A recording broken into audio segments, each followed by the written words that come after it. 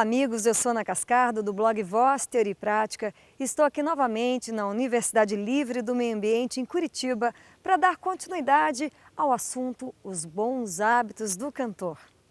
E lembrando a vocês que esses bons hábitos são aquelas práticas diárias que eu vou ter para fazer a manutenção da qualidade da minha voz. E é claro, quando eu consigo manter esses bons hábitos, eu previno alterações orgânicas, que são aquelas patologias como nódulos ou calos de prega vocal, que só vão me dar maior desconforto, que vão me trazer menos domínio sobre a minha prega vocal e a minha voz, e não ser nada interessante para quem faz uso intenso de voz e uso profissional de voz, principalmente. E eu vou começar falando de um hábito que é um péssimo hábito, que é aquele de pigarrear e tossir o tempo todo. É importante, então, evitar o excesso de pigarro, evitar aquela tosse seca, porque isso vai gerar maior atrito entre as pregas vocais, irritando ainda mais a mucosa laríngea. E quando eu faço isso, quando eu pigarrio para tirar um pigarro, uma secreção ali da minha garganta, eu acabo gerando outra secreção em função desse atrito que eu causo, dessa irritação que eu causo ali na minha mucosa laríngea. Então vira uma coisa cíclica, quase viciosa. Eu faço um pigarro e gero outro, o que não é nada interessante.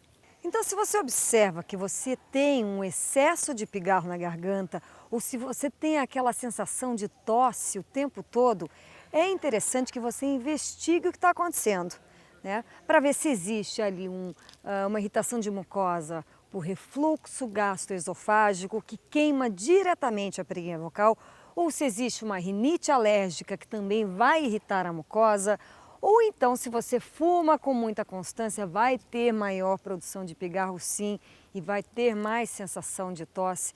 Então é estar sempre atento ao seu corpo para ver o que está acontecendo, porque é claro, se você depende da qualidade da sua voz, é bom que você cuide dela.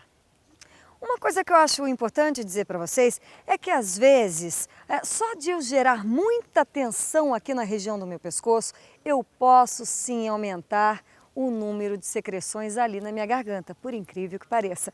Então, se eu conseguir manter um relaxamento maior de pescoço e ombro, eu posso garantir menos secreção e menos pigarro. Mas vale sempre a pena buscar uma opinião médica, buscar um médico otorrino, fazer uma boa avaliação e descobrir quais são as causas desse excesso de secreção na garganta, para que você possa evitar o aparecimento de futuras lesões laríngeas, o que não é bacana para quem faz uso da voz profissionalmente. Outra coisa que a gente tem que se atentar é aquela prática de se falar junto com a atividade física. Ou eu estou fazendo uma corrida, estou fazendo uma atividade ali na minha academia e falando ao mesmo tempo. Ou aquele professor de educação física que faz atividade e vai mostrando e falando ao mesmo tempo para o seu aluno. Não é nada interessante. Por quê? Porque eu faço uso de uma respiração mais torácica durante a atividade física e isso vai gerar maior sobrecarga na laringe. O interessante para aquele professor que precisa demonstrar o exercício é primeiro falar a respeito dele e depois fazê-lo na prática. Outro cuidado que eu também devo ter em relação à minha voz é quando eu estou num ambiente extremamente ruidoso e faço a famosa competição sonora. Ou seja, tem uma banda tocando ali no bar e eu fico querendo falar com meu colega, eu não consigo me ouvir direito, aí eu projeto mais a minha voz. Isso acaba gerando maior tensão na minha laringe e certamente eu vou ficar disfônica no outro dia.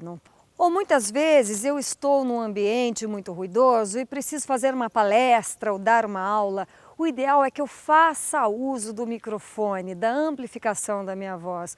Mas se isso não for possível, é bom que eu articule, que eu pense num apoio mais abdominal, que eu pense em falar numa região mais média aguda, deixando esse som mais nasal para que eu consiga projetá-lo melhor e não use apenas força para projetá-lo. Ainda vale dizer em relação à voz e a quem faz uso de voz falada, é que muitas vezes a gente faz muita força para falar alto ou fala muito grave. Tanto vozes muito fortes quanto vozes muito graves podem gerar maior fadiga vocal. O ideal é que eu fale numa região mais média da voz, eu articule bastante e procure trabalhar com um filtro sonoro um pouco mais médio, um pouco mais nasal, para conseguir melhorar essa minha projeção. Vale falar para vocês também sobre uma prática que é muito comum, mas passa despercebida pelas pessoas, que é o golpe de glote. O golpe de glote trata-se, portanto, daquele ataque brusco no início da emissão. E ele pode acontecer tanto na voz de fala quanto na voz de canto. Então, ao invés de eu iniciar uma emissão mais suave, eu inicio atacando a nota. Ou seja, ao invés de eu fazer A, eu faço A. É um ataque propriamente dito. E isso não é nada interessante porque vai acontecer da mesma forma que acontece com o pigarro e com a tosse, a irritação da mucosa laríngea, gerando maior secreção. Então é uma prática nada recomendável para quem usa a voz intensamente. Então é isso, se você achou esse assunto importante, relevante para a sua prática, indique para os seus amigos e a gente se vê no próximo vídeo. Até lá!